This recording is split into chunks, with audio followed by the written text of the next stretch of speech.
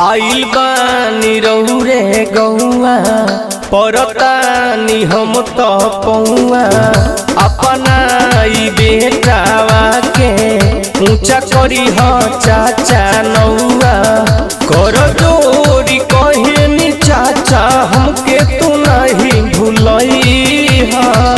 ए चाचा ए सुना हो, चुनाव के दिन आइल, ध्यान रखे के बा, पवन यादव के जितावे के बा, इनके जितई हा विजयी बनई हा, इनके जितई हा मुखिया बनई हा।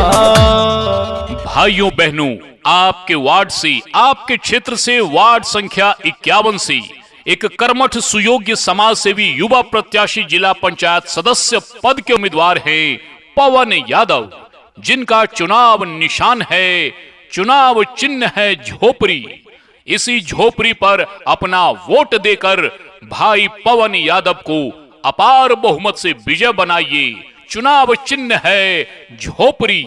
आप छात्र नौजवानों का अपना चुनाव चिन्ह है झोपड़ी, आप माताओं बहनों का अपना चुनाव चिन्ह है झोपड़ी, आप किसान भाइयों का, व्यापारी भाइयों का, मजदूर भाइयों का अपना चुनाव चिन्ह है झोपड़ी।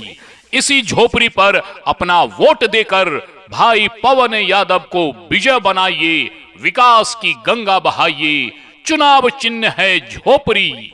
सच्चाई की ओर से झूठ को करारी चोट दें और झोपड़ी पर ही आप अपना वोट दें।